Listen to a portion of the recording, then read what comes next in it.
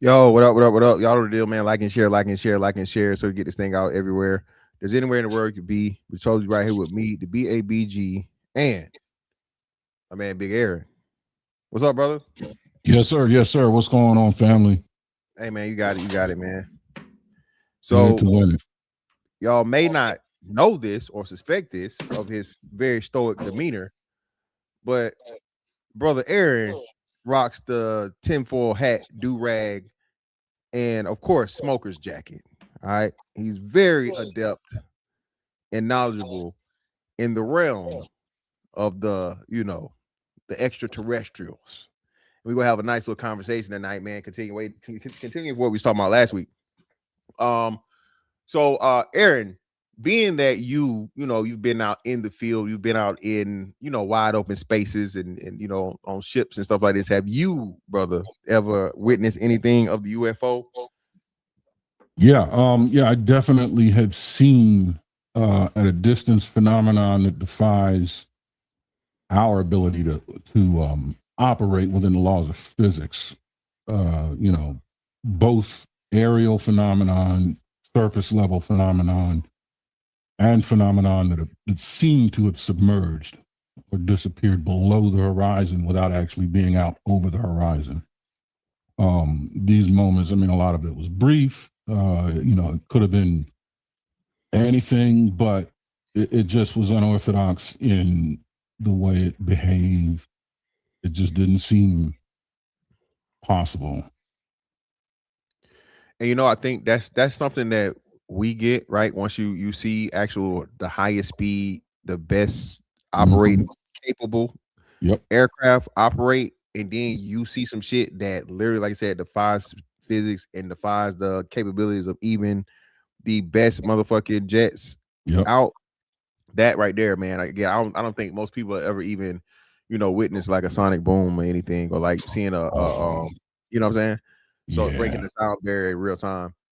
Yeah, so I mean, to witness something like a carrier landing or an F-22 break into an unrestricted climb. I mean, we're talking about 0 to 10,000 feet of altitude in less than 10 seconds. Like you said, sonic boom, shout out to you. Yeah, man. I'm telling you, bro, it's crazy. And like you said, once you understand that, and then it's immediately because you're like, hold on. Nah, motherfucking F-22, F-35, F-18 can't do that shit. What the fuck was that? What was that? And what's so crazy is, I was helicopters, and I've heard helicopter pilots talk about those things because a lot of the, the pilots are the ones that see it because one of the theories is the they like, of course, operating in wide open spaces because there's nothing there, no interference, and they probably just endless whatever. But of course, once you get the frequencies and the radio systems or whatever, they're attracted to it and they sense it. So now, you know what I'm saying, you have the interactions of the interference and whatnot, man. So it's crazy, to know that all these years, there's no UFOs, there's no UFOs, but we already knew what that was, and they said there was no Area 51, and then lo and behold, it's Area 51. You feel me? So yeah. No, I would agree, man. Shout out to what you just said. I mean, I'm experienced with a little bit, small single engine stuff, but definitely no time at the stick of anything, military level, professional grade.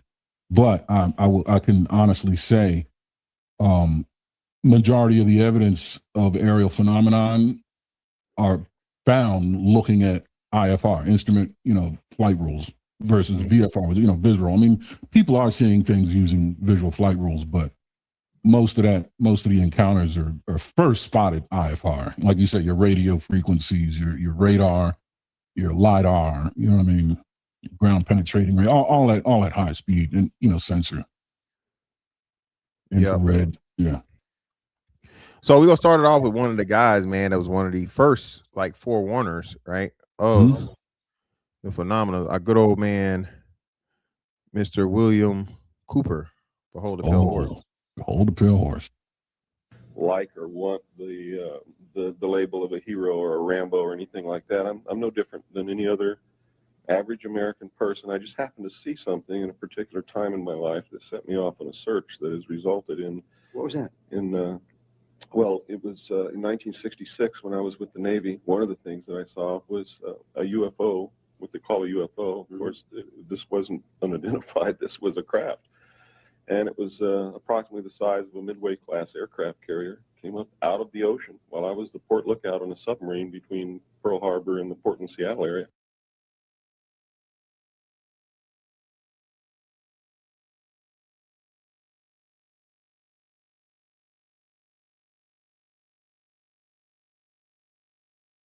You're muted.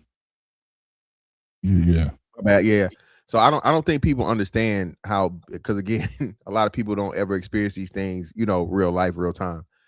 How big a damn aircraft carrier is, man. They say aircraft carrier size anything, ascend out of the water, float over it, and then maneuver is crazy. Yeah. Asking that of a paper airplane, it raises eyebrows. A carrier? Yeah, a carrier's. That's a strip mall. Yeah, man. Metallic. It was a machine. There was no doubt about it. It was witnessed by myself, the captain, the officer of the deck, the starboard lookout, the chief quartermaster, Chief Quintero, who took photographs of it. And we were told that it was classified and that we were not to discuss it, not even amongst ourselves. And, all my life, I had never believed in these things, although I had heard many stories about them. But that was probably the most significant, eye-opening, mind-opening event that's ever happened to me in my life. And later I was attached to Naval Security and Intelligence, and while I was on the intelligence briefing team for the Commander-in-Chief of the Pacific Fleet, I saw top-secret documents that came across my desk in the process of preparing briefings on incidents involving naval ships, naval personnel, or naval stations, and UFOs that it flatly stated that UFOs are real. They're machines. They're piloted by extraterrestrial beings. Another intelligences, in other words. Right, other intelligences, and that they're interacting with the United States government secretly. And it's really wrong to say the United States government because it's really a secret organization that was created under a governing body called Majesty 12, sometimes called Majority 12, nicknamed MJ12. Okay, this is nothing to do with the secret government, is it? This is another branch. No, this has something to do with the secret government because through this organization, the secret government actually controls the executive branch of the United States of America. Okay. And now, crazy enough, we go from that to this shit. and this is like brand new. Okay, so I don't know if you heard this because I just found this out today. Okay, make it larger so everybody can see. Okay, and this is today. All right.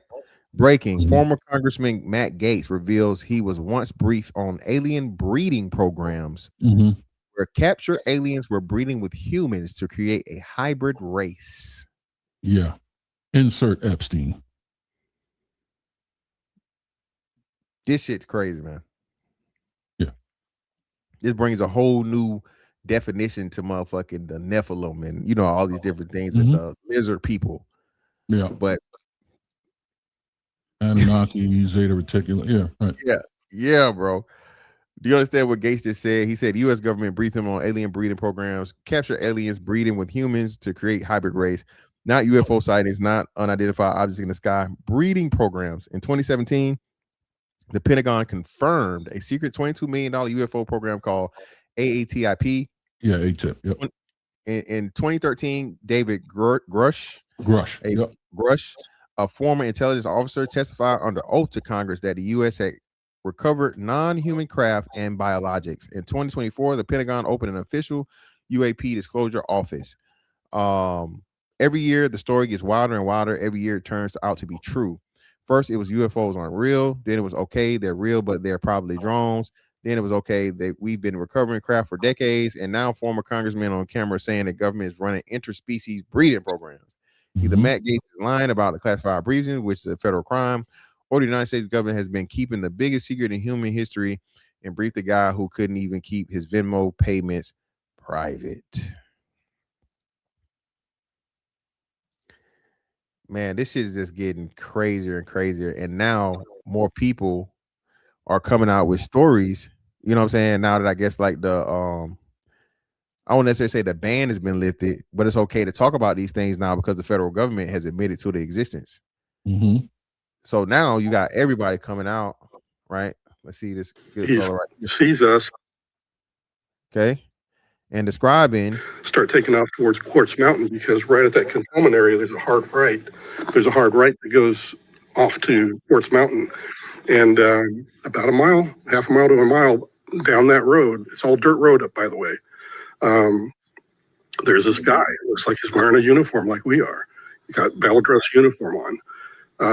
So he sees us and he starts to look like he's running, and he's got this really weird run, like his arms are kind of flailing behind him. It's like he was running against the hurricane wind, and it was like he was going to fall over at any time. And I was like, yeah, it's a bit windy today, but it ain't that bad. So it looked really strange. And then I began to notice his skin tone looked like he might be hypothermic. And I'm thinking, oh crap, this dude's been out here. It's freaking freezing out here, because it was a very cold day and the wind was blowing. It was, you know, those cold days where it didn't matter how many layers you had on. And so as we're getting closer, I'm talking to the ranking guy. Hey, we need to slow down. So anyway, I'm thinking this guy's probably in big trouble.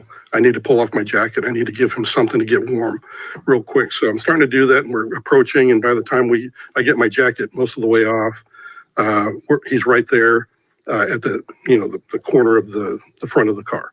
And so he looks pale? Is that what you're saying? He looked like an albino with a very bluish kind of undertone. If you could imagine, you know. So you're assuming like you're immediately associating that with like he's freezing. Yeah, because. So this motherfucker, what was the blue? Who's that? What's the name of that? Who did that damn song? Was it Daft Punk? I'm Blue. I don't know. I like Daft Punk. Did they do a song? Maybe. It sounds like I'm blue, blah doo dee, blah doo da, blah. Oh no. That's oh man. Yeah. Well, anyway, them motherfuckers. He's talking about this blue. The motherfucker was blue.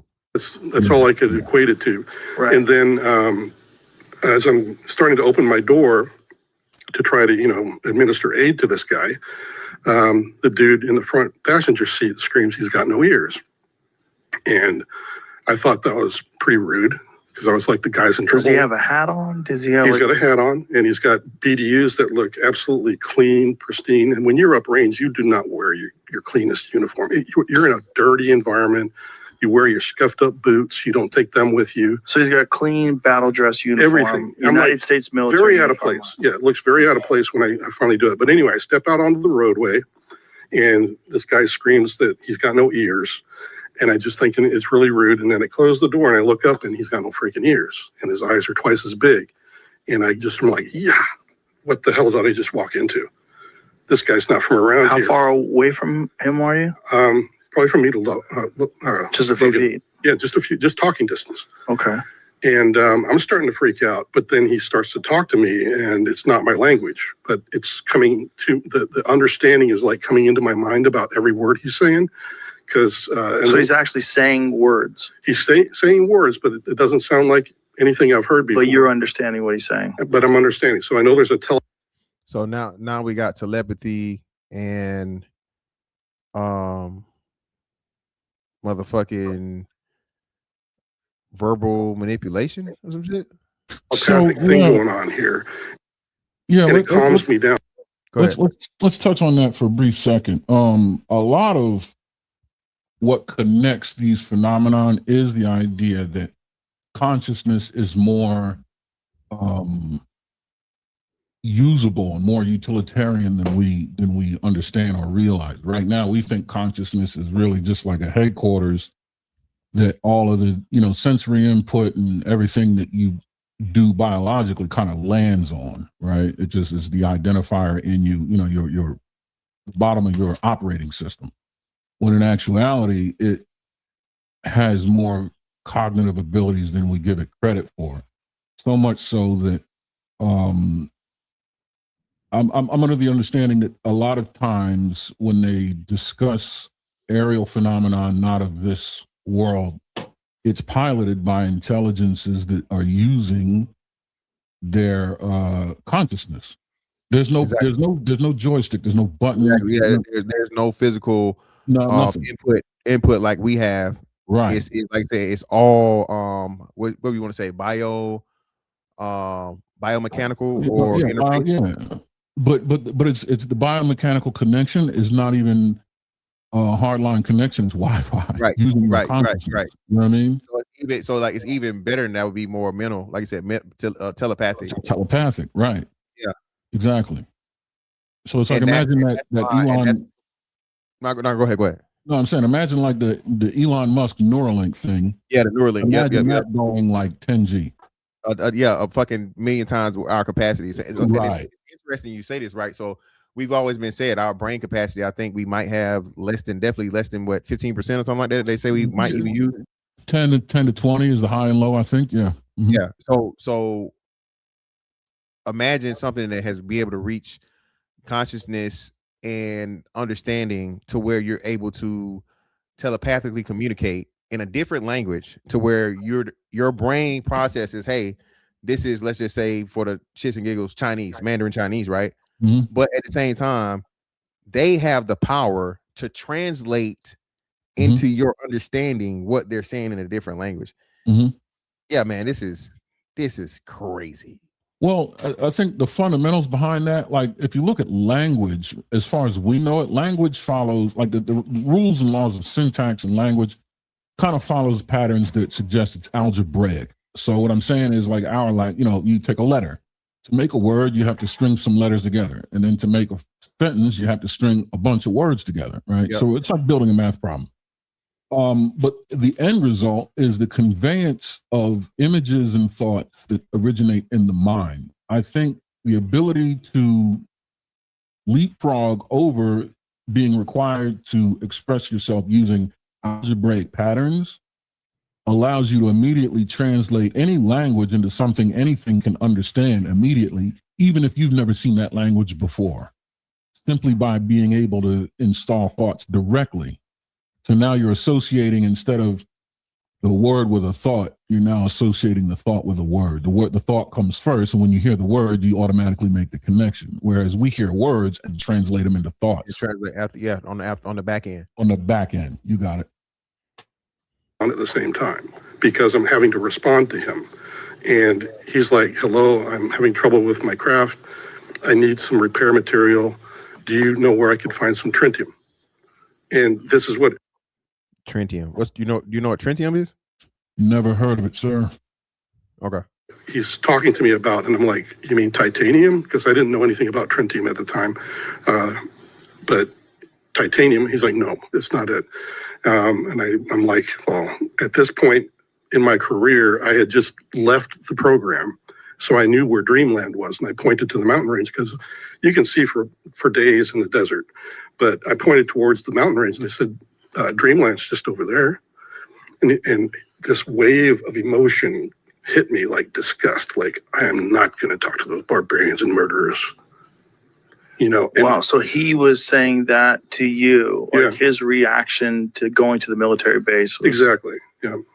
He did not like it. He said, I am not going to talk to those people. All right. So tritium. Tritium is symbol T or 3H are rare radioactive isotopes of hydrogen with a 12.32 year half-life containing 1 proton and 2 neutrons. It emits low energy beta radiation and used in nuclear weapons, self-powered lighting, exit signs, fusion research. Tritium forms tritiated water, posing health risks if ingested in large quantities through its disperses quickly in the body. So tritium is what he's saying.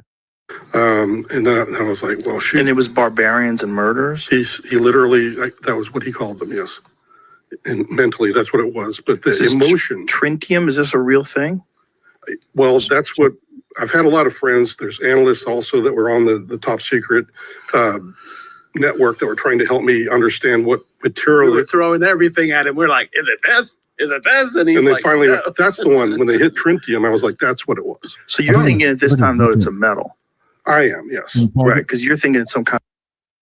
I think it's different. You know what tritium is. Tritium is that glow in the dark on the compasses. Remember when you did land nav, the little needle on the old school compasses would glow in the dark, or like watches or altimeters, the old school from like Nam era stuff before Molly gear. That was painted in like a glow in the dark. That's a mild radioactive isotope that glows. It absorbs light, UV, right? That's what. But he said tritium. Tritium. That's what I'm saying. I'm trying to. I mean, we've seen tritium you and I. You know what I mean? Like it's all over the place. Any old military vessel, if you can see the damn dash at night, it's tritium. Like titanium, some type of right. And there's also this is the 3D image of what the craft looks like. That is almost as spot on as I've ever seen. That is about it right there. That's almost exactly what I saw resting on the desert floor. And so you were trying to find. That's another thing that you notice too, right? So even the design of the craft, like, because let's just think of the classic like UFO to where it's circular, right? Mm-hmm. Which in itself defines. It defies flight because aerodynamics should be pointy in the front or you know what I'm saying, something that's able to cut through the air and then help generate the lift, right, and go from there, right? A lot of the alien crafts, and this is where something where it always leaned to me where, bro, the level of aeronautical engineering, understanding, propulsion, gravity defiance, or whatever it is, just that tech within itself has to be astronomical. Just off, if you look off to the design of it, because it defies everything we understand for maintaining flight. Right. Yeah. So what you're seeing when you see that, anything is designed like that and it's able to do things, it's satisfying a completely different set of constraints that we're not used to seeing. So, for example, if you see something that's disc-shaped, it's able to move because it's fundamentally ignoring the principles of flight that are associated with air. That's of no consequence. It's using something else. It's using like what we would call electrogravitics, which is using electricity to combat the effect of gravity, right? When you see things like semiconductors, low temperature semiconductors, they can float in things in position in midair. when you start to use the flow of electrons to create lift or to disrupt or oppose gravity, the shape that you would need to take changes, and it would probably be circular because you're going to use a spinning metal. You know, like you need to put metal into motion in order to really align electrons and make them usable. Was, you know, like back in the day, you take a magnet, you make a magnet out of a nail by rubbing it in one direction, right? So if you were to spin a metal, right, you would start to explore these kinds of effects. And one metal that you would want to spin is mercury because it's liquid at room temperature. And what would the craft look like if your lift system or propulsion system fundamentally relied on spinning mercury? The shape of your vehicle would take on the form of a disc. Yeah, because this shit right here doesn't look anything. Now that is a completely different people that you can connect this being to. Yeah. And what is it saying to you while you're? He thought that was a good idea, I think, or he was like, I mean, made him. He had that kind of and he wanted to take action, so he doesn't really even say goodbye. He just kind of turns and off he goes back to his craft. And I'm thinking, well, okay. And I get back in the car. Yeah. That was a wild shape. I can't deduce any sort of function or purpose from that, you know. And there's very little anything that would suggest I would be able to figure that out. But yeah, I mean, he's suggesting that thing flies? Is it airborne? Yeah, he said it was on the ground at the time. It's craft. Like I said, they had to make repairs to it for whatever reason. So, like you said, what were you gonna say? Well, no, that's what I'm saying. So, it was actually shaped like a damn bird. Yeah, it's right, like it was on haunches, like feet. Yeah, exactly. Like a little sparrow. Yeah, yeah. So that's all. So that was like, but then, like you said, the technology that would be involved, and then we're talking shit way beyond whatever we understand to be Mach, and we're talking light speed possibilities, not speed of sound, light speed. Yeah, because these are coming from other galaxies and universes or whatnot, what have you, that we could never even fucking know about or fathom. To get here, you would absolutely have to exceed light speed by a factor of, I mean, by an exponential factor, because even at the speed of light, to get from our solar system to the closest neighboring star at the speed of light would be a 10-year trip. Yeah. That means if you set your crosshairs on that star and left here and arriving 10 years at where you aimed at it, that star's gone. It ain't there. It moved. That's another great point too. So understanding light speed and understanding, like you said, that's how much time it takes the light to get to you from the original destination. That's 10 years. When, like you said, if something were to happen to the star in the meantime or teen time, you wouldn't even know it until you got there, and now the star's no longer there because the star's died or so on and so forth and whatnot, what have you. You at a 20-year deficit. The light you're looking at is 10-year-old light, which means by the time it hit your eyes, that motherfucker could have moved anyway. And then by the time you set off and get to it at light speed, that's an additional 10 years.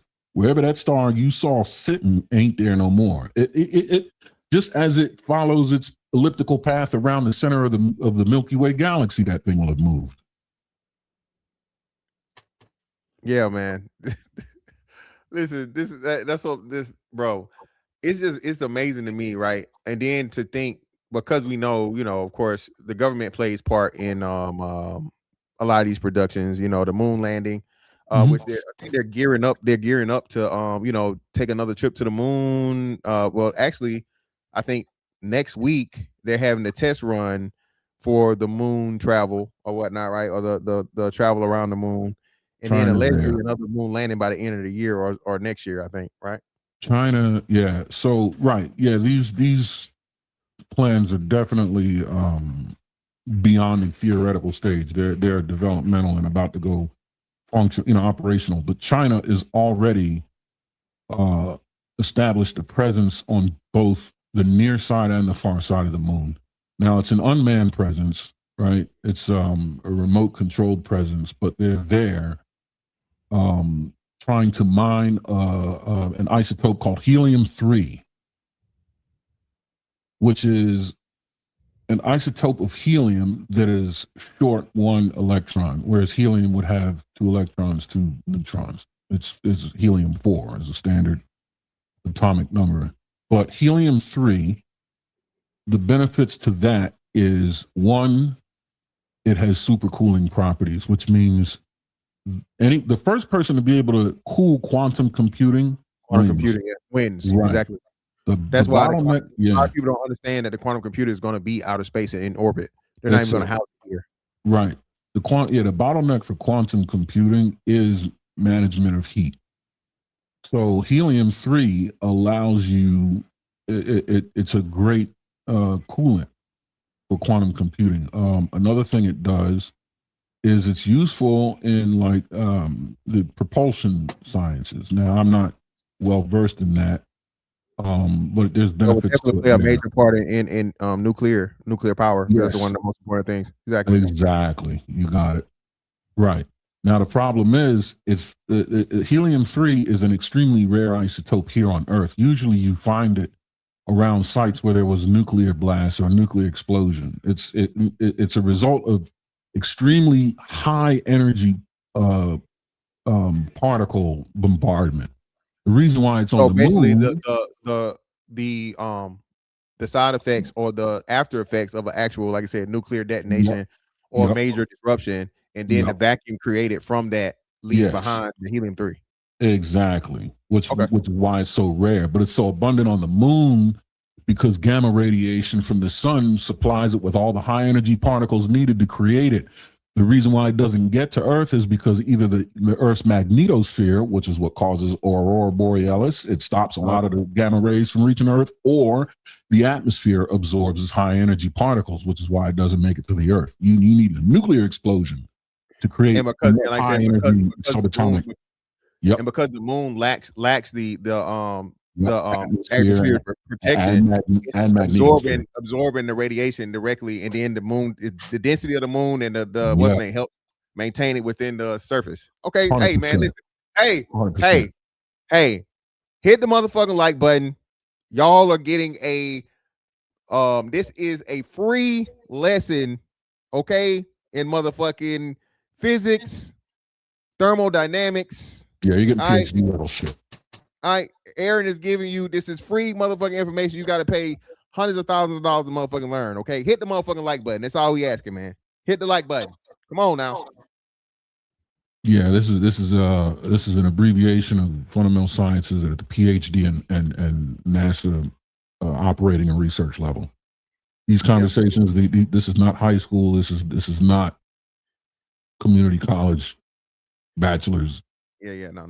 This is the beginning of some heavy physics of heavy shit. We're getting started, man. We about to go there.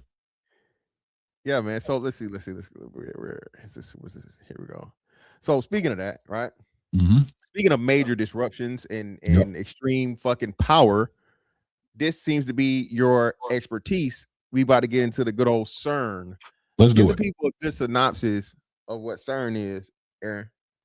So CERN is one of many particle colliders. It's a large hadron collider that operates in Sweden, Switzerland. I confuse the two. In Western Europe. And what it is, it's a 7-mile ring that has cross-section circumference that's about, I don't know, let's say 20 feet. And what it is, it's a series of electric and electromagnetic drivers and sensors that surround a small tube or highway whose sole purpose is to take hold of particles the size of an atom and smash them together at close to the speed of light. I would say about 90% of the speed of light is what they're able to achieve. And the reason why it has to be 7 miles long is because at the starting point, they send one particle to the left, one particle heads to the right, and they meet on the other side. And it takes that much distance and space to be able to accelerate these particles to a speed adequate enough to smash them together. Now, what are we looking for by doing such a thing? We want to find out what happens when particles collide with enough force and energy to rip them apart. And I'm not talking about disassembling electrons, protons, neutrons. No. We want to take those subatomic particles and shatter them into bits.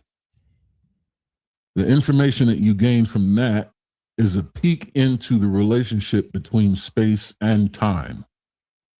The one thing people don't understand is space and time are fundamentally connected. Time is essentially the fourth dimension that we live in. The three spatial dimensions that we live in are length. Is what we can see. And then, like you said, Right. the time is the theoretically the distance over that it takes for you to get from point A to point B, or so on and so forth. Precisely. Right.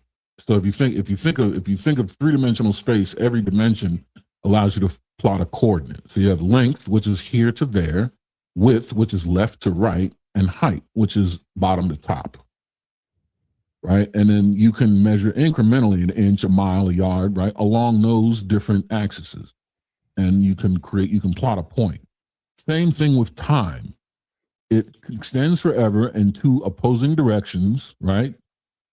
The past and future, and it can be measured incrementally, minute, second, hour, day, month, just like distance. And they allow you to not only plot a coordinate in space, but a coordinate in time.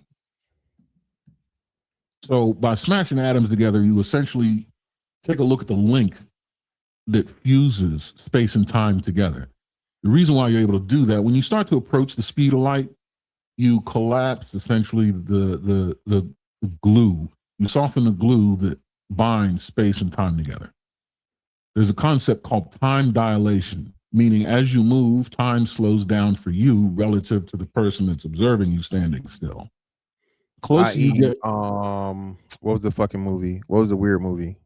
Interstellar, exactly. Yeah, So Interstellar. yeah.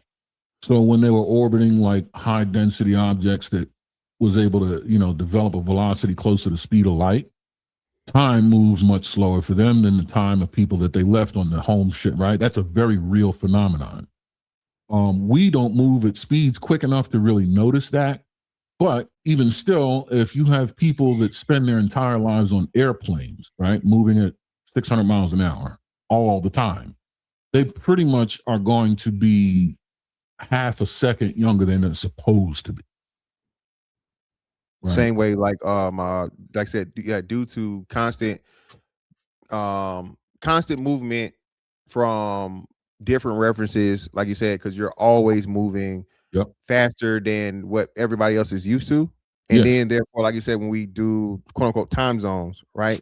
And then you use pretty much the sun as a way in a reference to set time zones. Due to the movement of the sun movement of the earth in reference to the motherfucking revolutions of the sun. Correct. Right. So so even with with satellites, another thing people don't realize that the clocks that govern GPS technology has to tick at a different rate than the clock here on the ground. If it ticked at the same rate, you'd be crashing into shit, because time when you move away from gravity, time is affected. When you increase speed, time is affected. So when you have a satellite in the air moving at 17,000 miles an hour, that's 120 miles away from the center of gravity, the way time influences it, experiences time, is completely different than someone standing still. Yeah, on Earth. Exactly. At the center of gravity. Yeah, like I said, with the influence of gravity and standing in one place versus revolving within orbit. Yes. So you have to calibrate the clock completely differently, and you would use the atomic clock, which pretty much just counts how many time an atom vibrates in a given space, right? And then you just sync to that. You wouldn't use the Navy master clock, which uses charts. Yeah, because now you're using anatomic activity versus, like you said, I would guess spatial, right? Spatial or reference. Navigational, navigational. There we go. Mm-hmm. Okay. Exactly. Hey man, I'm learning. I'm putting this together. So I'm listen.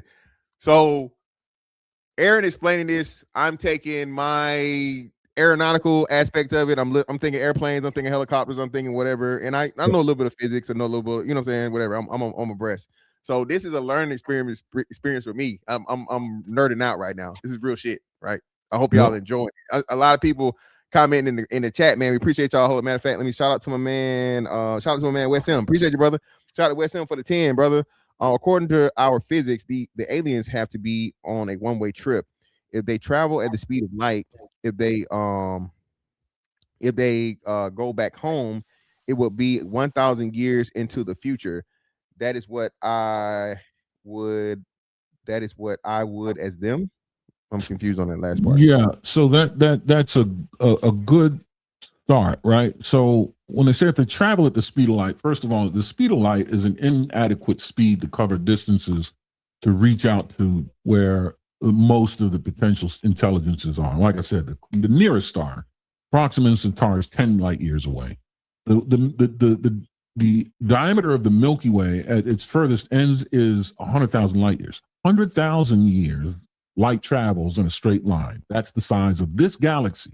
Our galaxy is one in about 400 or 500 billion in the observable universe, as far as we know it. I think the James Webb Telescope has us up closer to 1 trillion galaxies.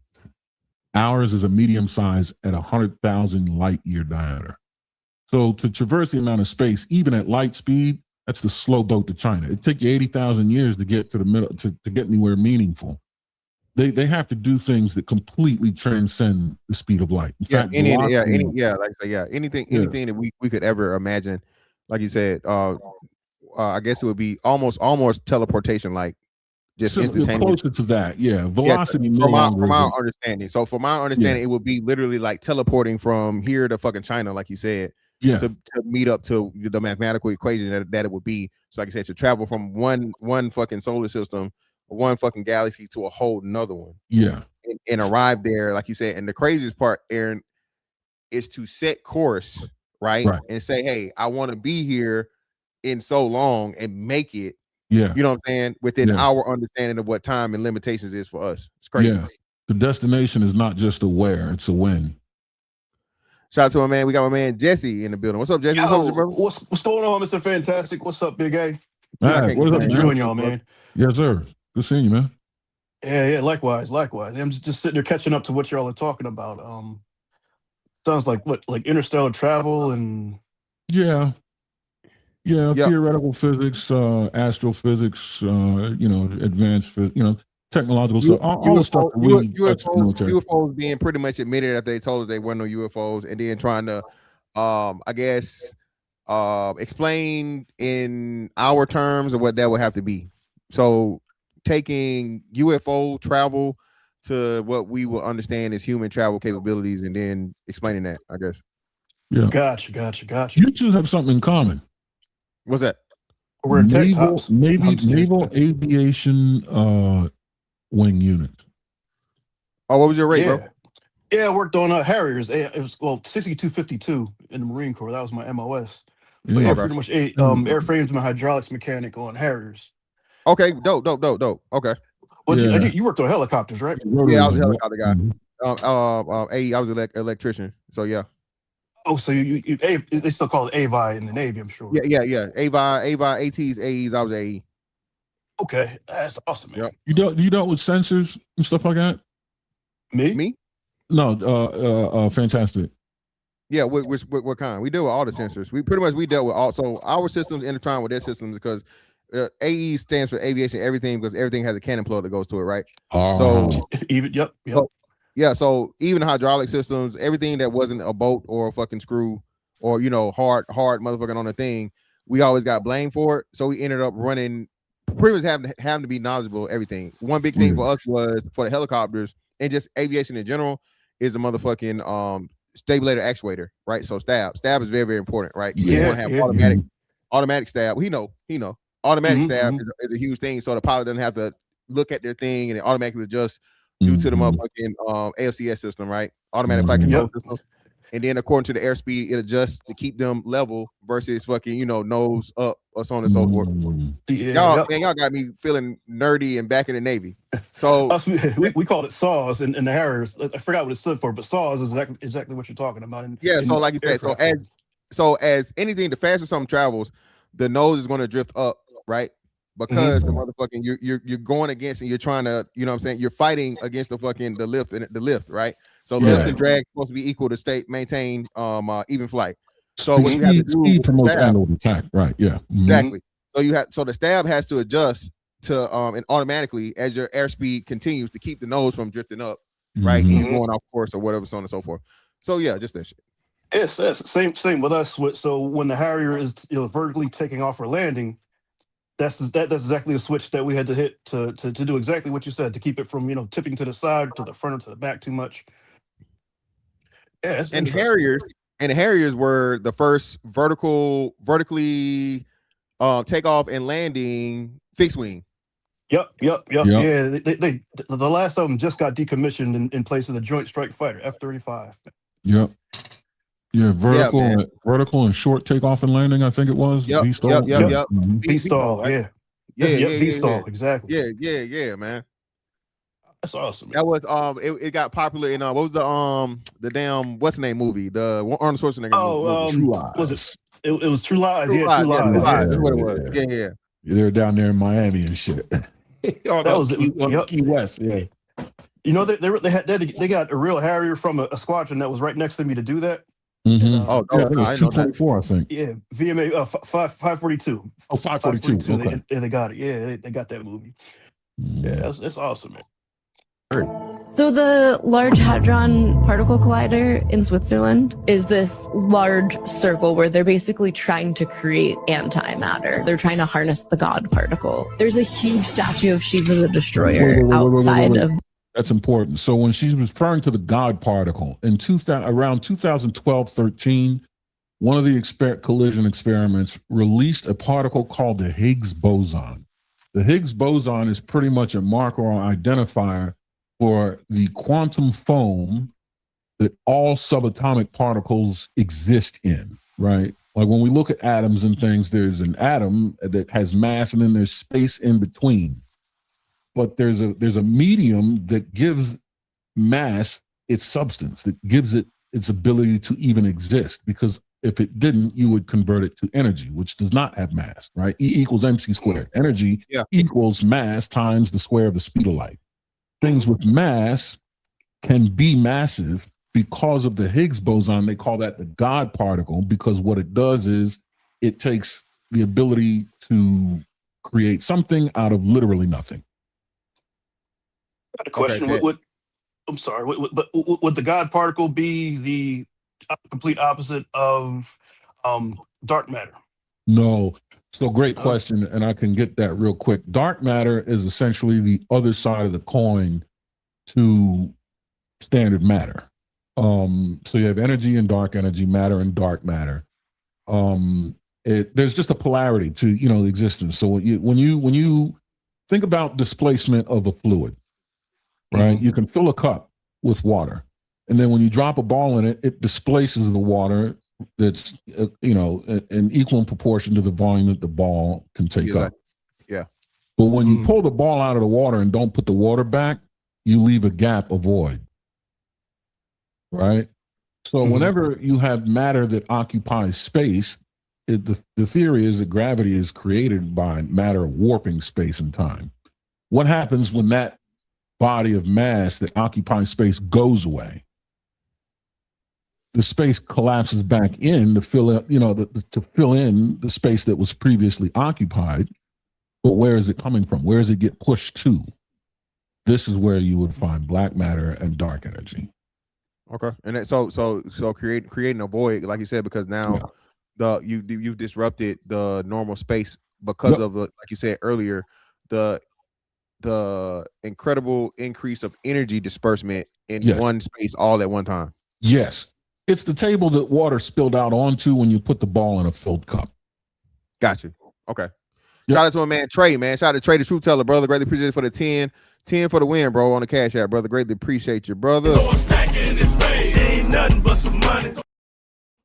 The center, and there have been some incredibly dark things witnessed at this space. There have been some people that have caught footage of them doing something that at a minimum looks like a reenactment of a human sacrifice. I don't know why you would do such a thing. Like, this all took place right in front of the Shiva the Destroyer statue. There have been many people that have come forward that basically said when this particle collider is turned on, it actually tears the fibers of our space-time, and it's created kind of these parallel fractures in our timeline.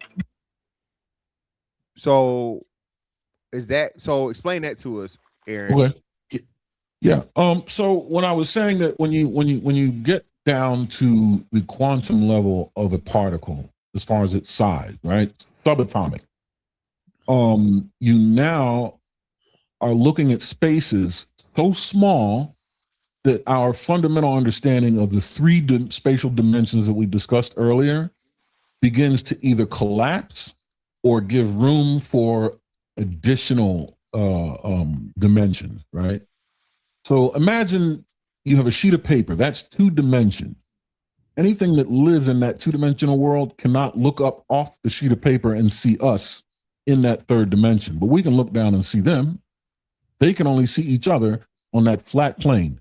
Now, if you drop a ball into their environment, what it would appear to them, it would look like a spot that grew in size into a disc and then shrank into a spot and disappeared. As the ball passes through the piece of paper, right? You're tracing the contour of the ball. On the other side of that, you can extrapolate the possibility that there are 4 or 5 or multiple dimensions of space outside of the 3 that we know. When you start studying things of extremely diminutive sizes, you can start to explore the possibility of dimensions beyond the ones we're aware of. When you look at a shoebox, you can see it's 3 dimensions: this face, that face, and the top face. Unless you pick it up, then the top face disappears, you can see the bottom face. You spin it around, the 2 faces you were looking at are no longer visible, the back 2 faces, right? You can only see 3 faces at a time because the shoebox is of a certain size. You shrink that shoebox small enough, those faces start becoming indistinguishable and more faces come into view. Those faces exist in other spatial dimensions that we are not calibrated to experience, but you can when you smash an atom to particles small enough. Okay, so basically,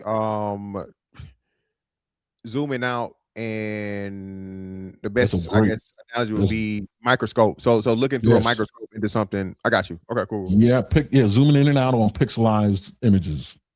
Put that in the 3D. Yep, you got it. That would be going into the 4th dimension. Oh, sorry. No, go ahead. I'm going to cut you off. Go ahead. Oh, no, I was about to say, that would be going into the 4th dimension, right? Because I just saw a couple articles just poking around on the internet, just talking about they just started to discover the 4th dimension. Like just yeah. Is that true? So the 4th dimension, colloquially, would be considered time. But yes, time set aside, a 4th spatial dimension, would be the start of extra-dimensional exploration. Right now, they theorize the existence or proof of the existence of up to 11, but they're extremely difficult to measure. They can't measure the actual dimension. They measure the effects of dimensions. Because we could only measure 3. With what we have now, we can only measure 3 dimensions. Yes. Right? We can't go outside of that. Okay, gotcha. Yeah. I just our understanding and comprehension of sight only allows that. Exactly. By comprehension and like I said, there's just, I guess, like ocular ability or some shit. So one example of evidence of other dimensions that are at levels above the 3 that we know is a concept called quantum entanglement. Right? Quantum entanglement means one particle can be fundamentally connected to another in a way where if you influence one particle, you'll see an immediate response, not a follow-up response, but an immediate response with the other particle, no matter how much distance you put between those 2 particles. Forget about time and light years, right? You can put it on the other side of the universe. You touch this particle, it jumps. The other particle is going to jump precisely the same time, as if you touched it. What makes that connection is everything has a spin. Electrons spin.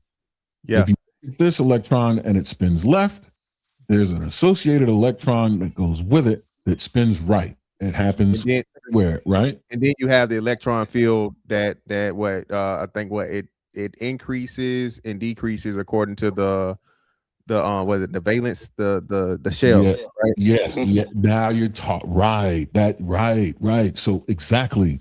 So now, like you said, you find the two particles that are intertwined, and no matter where you put them in, like no matter where you put them in existence in space, immediate, and that's damn, bro. That's you alter the vector of the spin of the established particle that you have in control, then the other attached particle that spins opposite will respond immediately in mirror fashion by altering the vector of its spin, as if you manipulated the vector of that particle spin, even though it's now on the other side of space and time as we know it. That tells me there's activity, there's connections, there's communication existing at levels and dimensions that supersede ones that we currently are able to understand. Yeah, to comprehend, yeah. There's a phone line making a connection in a space that we can't see. And then my question, sorry. No, go ahead. You got it. Go ahead. I was about to say, my question would be, like what would tie those together? You know what I mean? And that's something that we just can't conceptualize right now with the human mind. Yeah, right. So if you look at the space that we currently, the three-dimensional space we have, right? You can use low-level connections to establish, to prove manipulation from one point to another. Look at a sound wave. Like magnets. Or magnets. Even better. Right, there you go. Exactly. Because electromagnetism operates very well and in a very measurable way in three-dimensional space. But it's very clear that there's a flow of electrons. Something is electron deficient, something else is electron rich, a flow of electrons going one way. You know what I mean? And so you create an attraction. If two things are the electrons are alike, they're both rich or they're both, repelling, then you're not going to get an attraction in three dimensions. So you can understand that connection. Same with a sound wave. You impart energy and vibrate air particles. It's going to vibrate the particle next to it, vibrate the particle next to it, whisper down the lane, carry the wave. But when you start to make connections without any ability to discern a wave or electromagnetic connection or anything like that, there's a connection that's happening in dimensions that we cannot readily observe or measure. Colliding particles allows you to peek through the door into what is going on over there. Believe that what they're trying to do is create a portal to unleash the demons, the spirits of the Nephilim, to basically let them come out of the gates of hell. They're using technology. So even with this, right? So this is what you're talking about, to where, quote unquote, we get into the Nephilim, we get into the extraterrestrial, we get into the demons or whatever. What they're talking about is the spaces you're talking about and the dimensions that's created from the collision and the energy disbursement that now we're able to, quote unquote, I guess, see or possibly peek into because you had the disbursement, and now that dimension is exposed because of the void created from the reaction. Exactly. No, you got it. Something that we would perceive physically to actually allow a portal for something multidimensional. That's all on the road to something that we won't be able to come back from if we're not careful. Tell us about. And again, man, I think that all this, man, this is what's getting crazy, right? Because quote unquote the God particle, when we start playing this, one of man's fatal flaws is always wanting to be God and play God, right? Do things that we are not prepared for, right? That because like you said, once you open Pandora's box, as they say, there's no closing it, right? So now you have these like I said, it's two of them, like I said, one in Switzerland, one in wherever. Well, there's a bunch of them, but at that size and scale and notoriety, there's one in Switzerland. I think another one somewhere in Asia, maybe Japan, China. But there's a bunch of smaller ones, man. Colleges and universities have them. Well, speaking of, so they just did this. They just did a thing. Let me show y'all the what's name first, and then we'll do this.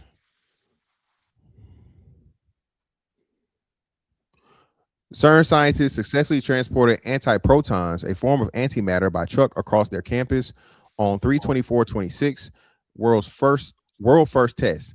If the opposites come into contact, they annihilate each other, setting off lots of energy depending on the mass. The Associated Press live streams and comments. Yep. Antiprotons.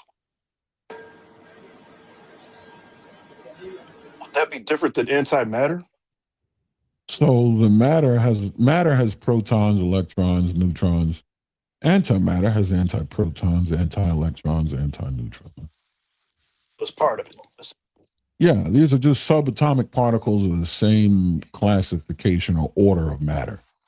If matter is a two-sided coin, you have the matter we know, and then the antimatter on the other side of the coin. That matter is made up of particles smaller than itself. This is the tail side of the matter coin or protons. Shout out to a man, Purple Haze 80. Appreciate your brother for the 5. Shout out Fantastic and Aaron. Feels like I'm in the episode of Neil deGrasse Tyson. Appreciate you, bro. Ain't nothing but some money.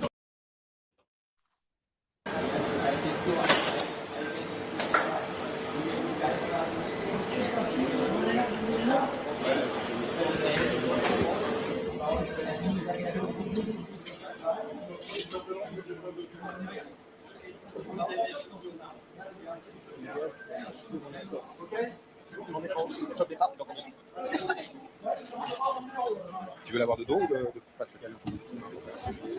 Well, this is definitely somewhere overseas. So I guess this might be the main thing because I don't know what language I'm hearing, but it's foreign language. It's Eastern European or something. Yeah, this might be Switzerland. I don't know.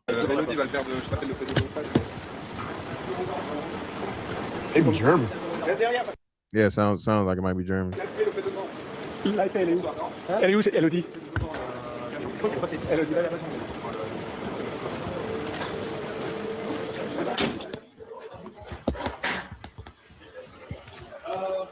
That's Switzerland, I think. I'm looking at the plate. Yeah, I see the Swiss license plate. Oh, yeah. Yeah, Switzerland.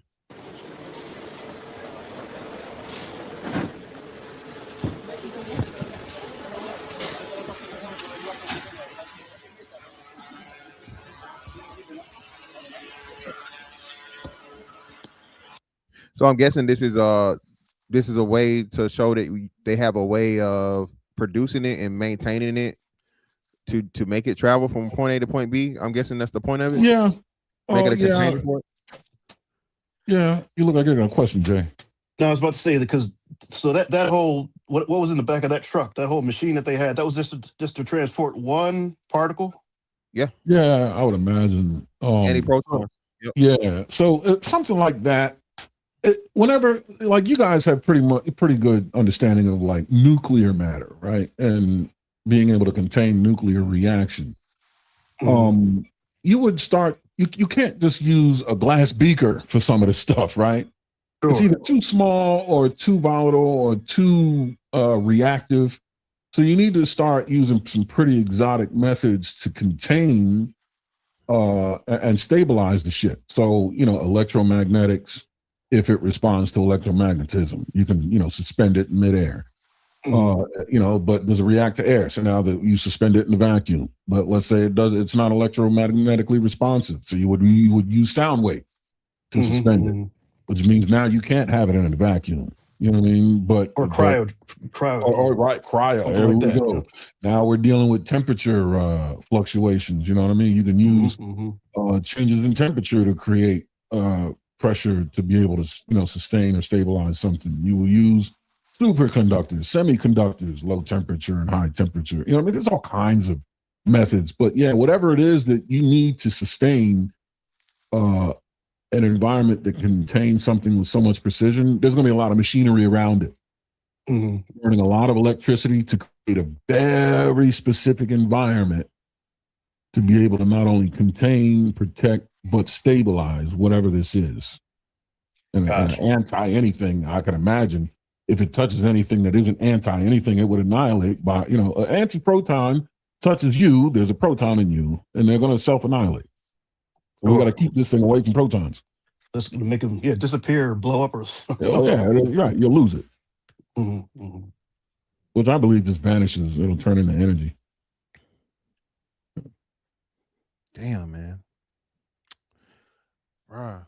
And it's crazy, right? And I think this is where we get into all this stuff like coinciding, because like you said, so theoretically, in order to travel at the speeds and the distances that we're saying, these extraterrestrials, UFOs, I think they call them UAPs or whatnot, what have you, are already using this technology. Are using this technology more likely than not for some sort of propulsion or some sort of to like you said, to create constantly in a and I would say in our best understanding combustion engine, right, or constant firing, right? But being that it's such a strong thing, right? Be it strong enough to be one time to go from this universe to that universe, or in succession, like okay, we have a whole bunch of particle colliders as to where this is motherfucking atomic bomb after atomic bomb after atomic bomb that's constantly goes off, you know what I mean, in sequence to supersede motherfucking the speed of light. And like you said, almost do instantaneous fucking time travel because you constantly have these explosions that create the void. And theoretically, the void is another dimension that you get to skip through versus linearly travel. Yeah, the void is is a potential to open a door. Yeah, a portal. In theory, yeah. And then we start talking portals and shit. It's all kinds of crazy. Because like you said, you're into the what did you call it, Aaron? The where the two particles is completely totally separate areas, but quantum entanglement. Quantum entanglement. There we go. Yeah. So we're really I can quick explain that. I know how to traverse through space and time to get you to anywhere you want to go in the universe or the galaxy, right? I can get you to anywhere and when you want to go. The problem is we don't have the equipment or exotic materials, metallurgy, to be able to create a way to harness enough energy to make that happen, which is why we are using extremely small objects to make this kind of a thing happen. If you want to transport a body from here to a place that's millions of light years away, you just need a whole lot of energy or mass. Think about it. You have 4 fundamental forces. 2 are weak, 2 are strong. Gravity, electromagnetism, and the strong and weak nuclear force. If you want to manipulate time and space, which is what you would have to do to get from here to there at great distances faster than the speed of light, you would have to essentially warp space and time in front of you. Pull the carpet towards you. You don't run across the carpet. You bunch the carpet up towards you till the other side of the carpet is up on you. You just take a step forward and then stretch the carpet back out. You need a whole lot of either energy or mass to make that happen. And I'm not talking about the sun. I'm talking about black hole level shit. Yeah, exactly. Because like I said, energy and mass are the same. Super duper intense gravity that, like you said, creates the mass. Gravity Exactly. So now you're folding space time into one and sucking all the space time into one place. Then oh shit, that's black crazy. Holes do it all the time. Then somehow you get the black hole to disperse, or you get the fucking what's name from there. So the black holes do dump somewhere. There's another side to a black hole. Yeah, because nothing, like you said, nothing can maintain the force and survive it for us to know what happens once you enter it. Yeah, you lose. Yeah, right. A black hole draws in everything, light, everything, and all information. It sucks it in. We don't know where it goes, but it has to go somewhere, because one thing we do know, information never cannot be created or destroyed. Energy never destroyed. Exactly. Just transferred. Yep. Just transferred or changing state or location. And since energy and mass are fundamentally connected, the same thing, E equals mc squared, energy equals mass times the square of the speed of light. If you convert mass to energy, you take that information and throw it at a black hole, where does it end up going? That's the amount of mass or energy you need to harness to be able to open a door or create a highway to crazy places. I know how to do it. I just don't know how. We don't have the shit to make it happen. Yeah, we don't have the stuff that can survive it or that can maintain the encounter. You need to find a couple of binary star systems and harness all of the solar power of those binary star systems for one trip. You can do that. You going places. So time travel is possible. It's Yeah, you just have to. theoretically. Yeah. Because like we said, if you want to go to a distance really far away, you would have to leave yesterday to arrive at what you're looking at. If you're looking at a star that's 10 light years away, you're looking at light that's 10 light years old. So to go to what you're looking at right now, you'd have to leave 10 years ago. Yeah. That's the concept they use in Interstellar. Remember that? Precisely. Yeah, that's I think that's the most common thing that we can all think of, even though it's like really crazy. There was I think that the whole way they explained it was confusing, but it was able, you know what I mean, to learn something from it and make it interesting. There's a nursery rhyme. There's a nursery rhyme I like to give to kids to explain this whole thing to them. There was a lady named Miss Bright. She could travel far faster than light. She left her house one day in a relative way and returned the previous night. Mm. She left today and came back last night. The night before. Yeah, that's some hella fast travel right there, man. Because she's faster than light, right? Yeah, faster than the speed of light. Now, how much energy is required? Ain't nobody's chemical rocket going to be able to make that happen. Yeah, you need enough energy to completely disrupt and fuck up electromagnetic shit on grand scales. But if you can throw two tiny little particles smaller than an atom at each other at close to the speed of light, you can start to explore the possibilities of, right? Because you're scaling it down. You're scaling your requirement down because you're scaling the object, the experiment down. So what you mean? Go ahead. I was about to say, so what you're talking about is it's SAR. That device in Switzerland's name is SAR, right? CERN. CERN. So you need pretty much to make a engine out of take a bunch of CERNs and make them into an engine in order to do what you're talking about. You would need to throw my body across the universe. You would need a CERN with a dimension about that would match the orbit of Saturn. CERN is 7 kilometer radius. You would need a radius to fit the orbit of planets past the Goldilocks zone. And you need a couple of suns to power that thing. Now you can take my body and put it where you want, but we can't do that. So what we do is we get an atom or something smaller and use a 7 kilometer radius and fuck around with that. Same effect.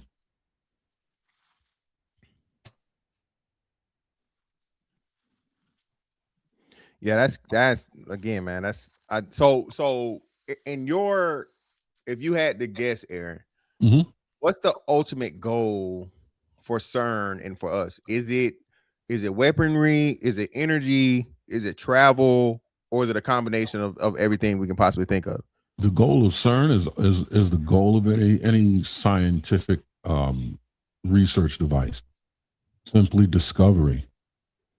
The question that you're asking gets answered once the data from that discovery gets put in a pair of hands. Then you ask the hands carrying that copy, what do you want to do? I got you. I bet. I'm sorry, but I bet that they use the data that they got from CERN to make railguns and to get that technology along with magnetism, of course. Sure. 100%. Look at Oppenheimer and the nuclear project, Manhattan Project. That was just discovery. That was just what happens with high energy particles.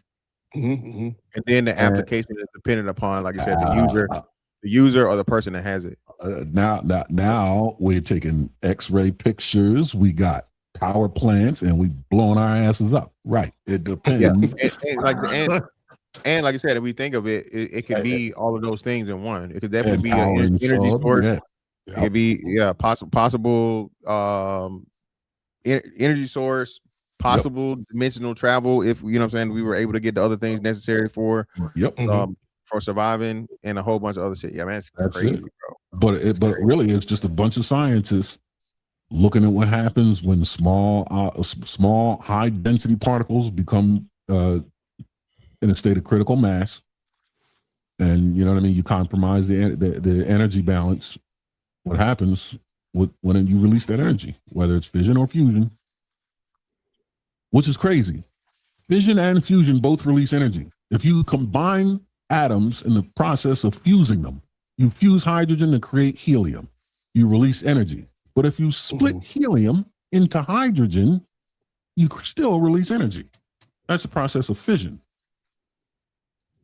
Isn't that nuts? That's crazy. That tells you how free energy is. Yeah, that is definitely crazy. But hey, man, man, this was definitely informative. This was fucking fun, man. Shout out to Aaron, bro. Shout out to Aaron, bro. Aaron hit me up. He said, "Hey, man, we gotta do a show, brother. I greatly appreciate it, man. This shit was more fun than what it usually is. Hey, man, you're welcome back anytime, brother. Oh, most important, hold on, Aaron, drop your link in the chat, man. Hey, sure. Everybody that's here, bro, go sub to Aaron, bro. Go sub to Aaron. Make sure you support this brother, man. We got the War Report. Yeah, it's the War Report. Myself, this gentleman here, Jesse, aka Maverick, and another gentleman named Mr. Chill Out. We try to post material whenever we can. If we do collaborations like this with other people, you can find it on our page. We have a great backlog and history of material featuring us and Mr. Fantastic and our friends over at This Might Be Risky. Lots of connections are made. Myself, Chill Out, Fantastic, Hamp, and Maverick here have for years been friends and are developing quite a community between all of us, right? And we do meetups and stuff all the time. So yeah, support all the channels, man. There's a great connection here. We're all family. I'm gonna get this link and post it. Definitely. Most definitely. Yep. Yeah, it looks like we're about to wrap up soon, huh? So yeah, thanks for having me on the show, man. Hey, man, thank you, bro. For sure. I'll definitely be jumping on more often now, man. You know, life has been throwing some curveballs recently, man. But that politician shit, boy. You know, life of a damn legislator. Oh man, just saving the world, man. That could be a whole episode, man, on that. Yeah. But yeah, again, appreciate for having me, and I'll definitely be back again. Is this going to be an ongoing thing? Tinfoil Tuesdays every Tuesday, man. I talk about all the conspiracy stuff. I talk about science stuff. I talk about anything that's we basically been told didn't exist, was a lie or whatever. So we do everything from UFOs to science to Nephilim, demons to 9/11, whatever. Any and everything they told us wasn't the thing, bro. We cover it on Tuesday. So every Tuesday, man, we do it. So again, you're welcome anytime, bro. I appreciate you. For sure. Thanks, I'll brother. be around more often. Yeah. Hey, most definitely, man. Appreciate y'all, gentlemen, for coming through.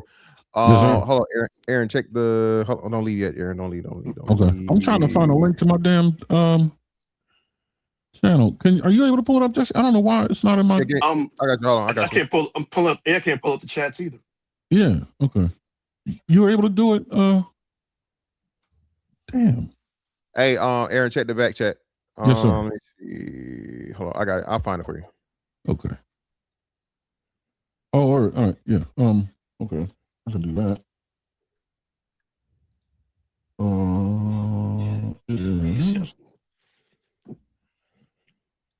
Okay. That would be cool. I don't know. Okay. Wait. All right.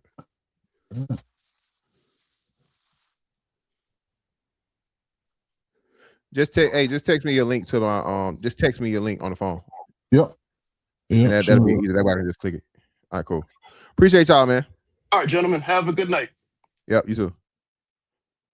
Hey, man, greatly appreciate y'all for coming up, pulling up on me, man. This is one of my favorite Tinfoil Tuesdays. Y'all know how we do, man. Hey, put your motherfucking tinfoil do-rag on.